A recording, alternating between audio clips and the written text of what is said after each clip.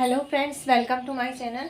तो हम ना सॉलिड स्टेट सीख रहे थे। क्लास 12 का ये केमिस्ट्री का फर्स्ट चैप्टर है, जिसमें पिछली क्लास में हमने टाइप्स ऑफ यूनिट सेल देखे थे। तो आज मैं उसको पहले रिवाइज करा देती हूँ, उसके बाद आगे हम कंटिन्यू करेंगे। तो क्या होती है यूनिट सेल? एक सॉलिड का जो सबसे छोटा स्मॉल यूनिट होता है उसको हम बोलते हैं यूनिट सेल। इस यूनिट सेल को मैं हर डायरेक्शन में रिपीट करूँ, यानी 3 डायमेंशन में। ये है 1 डायमेंशन, ये 2 डायमेंशन और ये 3 डायमेंशन। तीनों डायरेक्शन में मैं इस यूनिट सेल को बार बार रिपीट करूं तो मुझे क्या मिलता है? बड़ा क्रिस्टल मिलता है। जैसे देखो, ये है हमारे यूनिट सेल। ये छोटा जो क्यूब दिख रहा है ये है यूनिट सेल। इसको मैं इस डायरेक्शन में रिपीट करूं, यानी यहाँ पे, फिर यहाँ पे मैंने फिर से बनाया, यानी इस एक्स डायरेक्शन में। फिर उसके बाद में इस डायरेक्शन में, ये वाई डायरेक्शन इसको बोलते हैं हम, ये एक्स डायरेक्शन, ये 2D डायरेक्शन में। तो यहाँ पर मैं इसको रिपीट करूँ तो मुझे मिलेगा इस तरह से। और फिर इस थर्ड डायरेक्शन में मैंने, यानी जेड डायरेक्शन में, यानी ये वाली डायरेक्शन, ये पीछे वाली, इन तीनों डायरेक्शन में जब मैं ये यूनिट सेल को बार बार रिपीट करूंगी तो मुझे क्या मिलेगा? एक मुझे मिलेगा क्रिस्टल लैटिस। ये मेरा जो पूरा क्यूब है ये क्या है? क्रिस्टल लैटिस है। क्रिस्टल लैटिस काय से बनता है? छोटे छोटे स्मॉल यूनिट से, क्रिस्टल यूनिट सेल से मिलकर बनता है हमारा क्रिस्टल लैटिस। क्रिस्टल लैटिस काय से बनता है? यूनिट सेल से। बहुत सारे यूनिट सेल आपस में कंबाइन होकर क्या फॉर्म करते हैं? क्रिस्टल लैटिस फॉर्म करते हैं। क्रिस्टल लैटिस, ये जो बड़ा क्यूब है ये है क्रिस्टल लैटिस और ये है यूनिट सेल। तो जैसी यूनिट सेल होंगी वैसे ही हमारा क्रिस्टल लैटिस होगा। देखो, ये यूनिट सेल क्यूब है, इसलिए ये जो क्रिस्टल लैटिस फॉर्म हो रहा है ये भी क्यूब है। ये जो क्रिस्टल है ये क्यूबिक क्रिस्टल है। अगर ये रेक्टेंगुलर शेप की होती थी, इस शेप की होती थी, तो ये मेरा क्रिस्टल भी कैसा होता था? ये भी रेक्टेंगल शेप का ही होता था। ये अभी क्यूबिक है, इसलिए ये क्या है? Cubic crystal. इसको एक नाम और है, स्पेस लैटिस।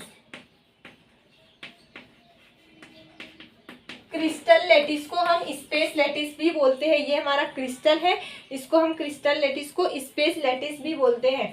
तो ये देखो, फिर इसको हमने नाम दिया था ए, इसको बी, और इसको ये तीनों डायरेक्शन को और इनके बीच का एंगल क्या बोले थे हमने? ये है अल्फा, ये है बीटा, और इसके बीच का एंगल ये है गैमा। देखो, ये है एक्स डायरेक्शन, ये है वाई डायरेक्शन।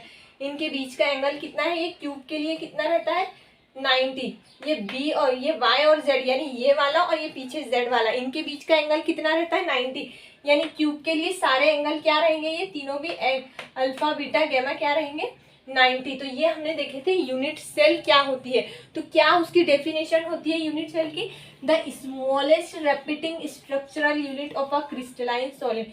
स्मॉलेस्ट, सबसे छोटा, रिपीटिंग, बार बार रिपीट होने वाला structural unit of crystalline solid. कौन से सॉलिड का यूनिट? क्रिस्टलाइन।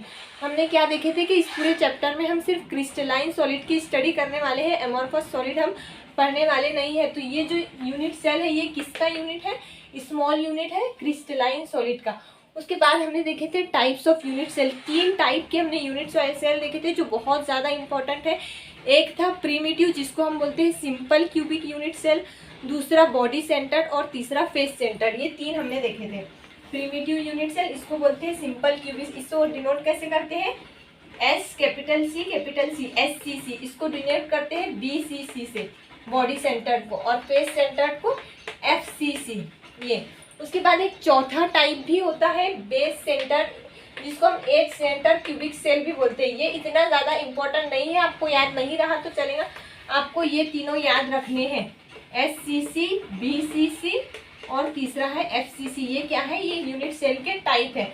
हमने देखा था जो प्रीमिटिव यूनिट सेल होता है उसमें एटम कहाँ प्रेजेंट होते हैं? उसमें एटम सिर्फ कॉर्नर्स पे प्रेजेंट होते हैं। ये हमने एक एटम इस पे लगा के देखा था, इस तरह से। देखो, ये एक बॉल मैंने कॉर्नर पे लगाया इस तरह से। ये क्या है? ये एक मेरा एटम है, ये एक कॉर्नर पे। ये आटो भी, इसके कितने कॉर्नर्स होते हैं? क्यूब के 8 कॉर्नर्स होते हैं। 1 2 3 4 5 6 7 8। तो ये 8 कॉर्नर्स पे इसमें 8 एटम्स प्रेजेंट रहेंगे यहाँ पे इस तरह से। तो सिर्फ एटम कहाँ प्रेजेंट रहते हैं प्रीमिटिव में? सिर्फ कॉर्नर्स पे। देखो, ओनली कॉर्नर्स पे। यहाँ पे मैंने देखो कॉर्नर्स पे एटम बनाए। और जो बॉडी सेंटर्ड क्यूबिक सेल होती है यानी बीसीसी, उसमें एटम कहाँ प्रेजेंट? उसमें एटम देखो कॉर्नर पे भी रहेंगे और एक एटम बीच में रहेगा। यानी ये पूरी यूनिट सेल पे कॉर्नर पे भी रहेंगे एटम और एक एक्स्ट्रा एटम बीच में रहेगा। यानी पूरी यूनिट सेल के अंदर एकदम बीच में एक पूरा कंप्लीट एटम रहेगा। तो कॉर्नर्स प्लस बॉडी सेंटर, कहाँ एटम प्रेजेंट होते हैं? बॉडी सेंटर में, कॉर्नर पे plus body centre. Face centre में हमने देखे थे कॉर्नर पे प्रेजेंट रहते हैं एटम, और देखो ये कॉर्नर्स पे एटम प्रेजेंट रहते हैं, और कहाँ प्रेजेंट रहते हैं? देखो बॉडी सेंटर में कॉर्नर पे रहेंगे और बॉडी में रहेंगे, और फेस सेंटर में कॉर्नर पे रहेंगे और फेस पे रहेंगे। यानी देखो ये कॉर्नर पे 8 कॉर्नर्स पे 8 एटम तो रहेंगे, साथ ही साथ उसके फेस पे ऐसा देखो ये एक पूरी कंप्लीट फेस है। कितने फेसेस होते हैं क्यूब में? 6 फेसेस, ये हमने कल देखा था, 1 2 3 4। तो ये इसके एक फेस पे एक एटम यहाँ पर मैं लगा दूँ तो ऐसे 6 फेसेस पे ऐसे एटम्स लगे हुए रहेंगे। यानी बीच में बॉडी में देखो इसके एटम प्रेजेंट नहीं है, ये 1 2 3 4, और ये एक सामने वाला फेज यहाँ पर एक, और एक पीछे वाला, ऐसे 6 फेजेस पे इसके एटम होंगे और कॉर्नर में होंगे। और फिर एक चौथा टाइप है, ये जो इतना ज़्यादा इंपॉर्टेंट नहीं है, इसको बेस सेंटर या एंड सेंटर क्यूबिक सेल भी बोलते हैं। तो इसमें ना कॉर्नर्स पे एटम प्रेजेंट होते हैं और अपोजिट पेयर पे एटम प्रेजेंट होते हैं। यानी देखो कोई भी एक अपोजिट पेयर पे, यहाँ पे एटम प्रेजेंट हुआ तो यहाँ पर एटम प्रेजेंट होगा, यानी कोई भी एक अपोजिट पेयर पे एटम प्रेजेंट होगा और कॉर्नर्स पे रहेंगे। देखो कॉर्नर्स पे सभी में एटम प्रेजेंट रहते हैं। उसके बाद अब आज हम देखने वाले हैं कि ये जो यूनिट सेल से हमारा क्रिस्टल बन रहा है, तो ये क्रिस्टल कितने शेप के होते हैं? ये कौन सा क्रिस्टल है? ये है क्यूबिक क्रिस्टल। तो ऐसे हमारे पास में और भी बहुत सारे शेप्स हो सकते हैं, जैसे रेक्टेंगुलर, रोम्बस। तो ये क्रिस्टल सिस्टम कितने टाइप के हैं ये आज हम देखेंगे, टाइप्स ऑफ क्रिस्टल सिस्टम। अभी हमने क्या देखे थे? टाइप्स ऑफ यूनिट सेल, यानी जो ये स्मॉल यूनिट है इसके कितने टाइप्स है। तो 3 मेन टाइप है इसके, SCC, BCC और FCC। उसके बाद हम देखने वाले हैं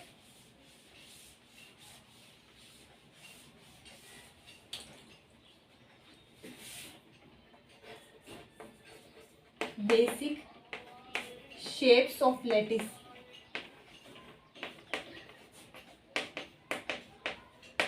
सेवन क्रिस्टल सिस्टम।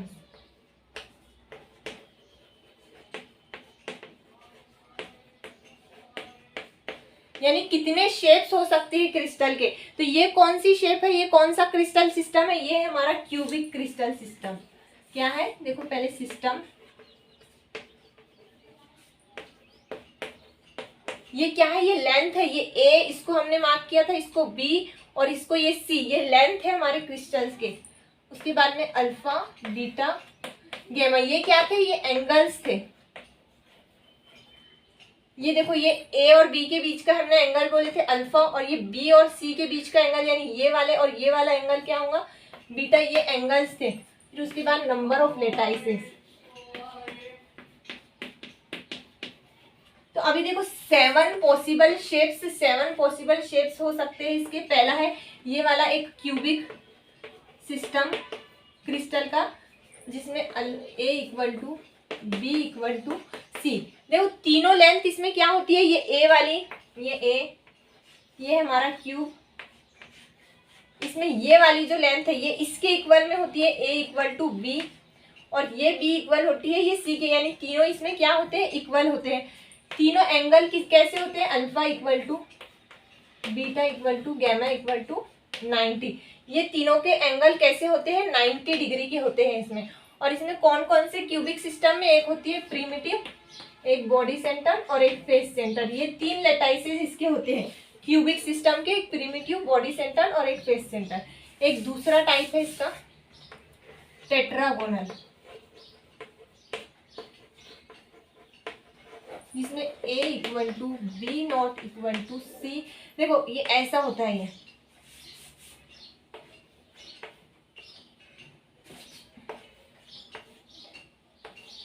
ये इस तरह से। देखो ये A इक्वल टू B तो रहता है, ये C थोड़ा ज़्यादा लंबा है, तो ये A equal to B rectangular shape का ऐसा होता है, ये ऐसा। ये A और B तो इक्वल रहते हैं, ये C इक्वल नहीं रहती है इसमें। और एंगल इसमें भी तीनों 90 ही रहते हैं, alpha equal to beta equal to gamma equal to 90। आपको शेप्स याद नहीं रखने हैं, आपको नहीं भी रहेंगे तो चलेगा, आपको ना ये याद रखना है इसमें A और B में, C में क्या रिलेशन है, यानी इनके लेंथ में और इनके एंगल में क्या रिलेशन है, और इसके नाम कैसे याद रखने हैं उसकी मैं एक ट्रिक बताऊंगी, पहले आप समझ लो। तीसरा होता है ऑर्थोरोम्बिक। इसमें एक भी लेंथ इक्वल नहीं होती है, A not equal to B not equal, तीनों भी लेंथ अलग अलग होती है और एंगल तीनों 90 ही रहेंगे। फिर चौथा एक होता है रोम्बोहेड्रल। फिर पांचवा हेक्सागोनल, देन सिक्स्थ मोनोक्लिनिक, और एक लास्ट 7 ट्राइक्लिनिक। तो ये 7 शेप्स हमारे पॉसिबल है, यानी 7 क्रिस्टल सिस्टम हमारे होते हैं। टोटल कितने सिस्टम होते हैं? 7 क्रिस्टल सिस्टम ट्राइक्लिनिक। तो अभी देखो इसमें रोम्बोहेड्रल में फिर से वापस से A equal to B equal to C, फिर A not A equal to B not equal to C। ये कैसे याद रखना है मैं आपको बताऊंगी, अभी पहले देख लो। Alpha equal to beta equal to, अब इसमें एंगल तीनों भी 90 के इक्वल में नहीं रहेंगे। ये तीनों एंगल सेम तो रहेंगे लेकिन 90 के इक्वल में नहीं रहेंगे। ऐसा रोम्बोहेड्रल ऐसा होता है। ये देखो ये सारे के सारे एंगल सेम तो है लेकिन 90 के एक्यूट एंगल है, ये लेस देन 90 है, ये लेस देन 90 है ये एक्यूट एंगल। तो ये सारे इक्वल तो रहेंगे लेकिन 90 के इक्वल नहीं रहेंगे। उसके बाद में alpha equal to beta not equal to gamma, sorry alpha equal to beta equal to 90 और गैमा इक्वल टू 120। फिर उसके बाद में यहाँ पर alpha equal to beta equal to 90 और गैमा नॉट इक्वल टू 90, और इसमें तीनों भी equal to beta equal to gamma not equal to 90। अभी देखो इसको याद कैसे रखना है आपको। देखो CTO कैसे है, ये यहाँ पर लिखती हूँ मैं। देखो पहला है इसका लेटर C, दूसरा है T, तीसरा है ऑर्थोरेम्बस का O, चौथा है R, पांचवा है H, छठा है M और उसके बाद में है T। अब इसको ना याद रखने की एक ट्रिक है। क्या ट्रिक है वो? ये है वो trick. C for China, T for to, तो ये TO Russia, H for has, M for many, T for trains. देखो China to Russia has many trains, China to Russia has many trains. C for China, C for cubic, T for tetragonal. ये TO का जो O है ये O represent करता है ऑर्थोरेम्बिक, ये Russia का R rhombohedral, H hexagonal, M for monoclinic और T फॉर ट्राइक्लिनिक। अब इसके एंगल्स और ये लेंथ देखो, ये ना इंपॉर्टेंट है, इस पे क्वेश्चन आए हुए हैं एग्जाम्स में, नीट में और JEE में इस पे क्वेश्चन आते हैं। आपको दे देंगे ये ABC इक्वल टू ये और ये तीनों इक्वल टू 90, बताओ कौन सा सिस्टम है। तो कौन सा सिस्टम है? ये क्यूबिक सिस्टम है। तो इसको कैसे याद रखेंगे आप? देखो सबसे पहले ना इन तीनों को एक कैटेगरी में डिवाइड करो, इनको एक कैटेगरी में करो, ये फर्स्ट सेकेंड थर्ड को, और ये चारों को एक कैटेगरी में करो। अब देखो A equal to B equal to C, A equal to B equal to C। अब ना पहले में एक भी जगह कट नहीं है, दूसरे वाले में यहाँ एक जगह कट लगाओ, तीसरे वाले में दोनों जगह कट लगाओ। फिर उसके बाद यही वाले सिस्टम को रिपीट करो, यानी फिर से एक भी कट नहीं, फिर उसके बाद एक कट, फिर उसके बाद दो कट, इस तरह से दो कट, और ये लास्ट में 2 बार 2 कट। इस तरह से आप याद रखेंगे। और पहले तीनों के केसेस में एंगल क्या रहेगा? 90 रहेगा। Alpha equal to beta equal to gamma equal to 90, alpha beta gamma 90, alpha beta gamma 90। ये तीनों किसके इक्वल आएंगे? 90 के इक्वल में। ये तीनों में एंगल कितना है? 90 है। और उसके बाद कैसे करेंगे यार? ये देखो एक तीनों इक्वल, फिर एक कट लगाओ दूसरे वाले में, तीसरे वाले में दोनों कट लगाओ, यानी तीनों इक्वल नहीं। फिर से इसी को रिपीट करो चौथे वाले के लिए, यानी एक, ये तीनों क्या रहेंगे? इक्वल। लेकिन चेंज क्या रहेगा यहाँ पे? ये तीनों में एंगल 90 था, अब ये एंगल 90 नहीं रहेगा। फोर्थ वाले से एंगल 90 नहीं रहेगा। फिर फिफ्थ वाले में ये देखो अल्फा बीटा 90 रहेंगे और गैमा 120 रहेगा। ये हेक्सागोनल में ये देखो पहले एक भी कट नहीं, दूसरे वाले में एक कट, तो यानी A और B इक्वल रहेंगे, B और C इक्वल नहीं रहेंगे। अब देखो अल्फा बीटा 90 रहेंगे, गैमा यहाँ 120 रहेगा।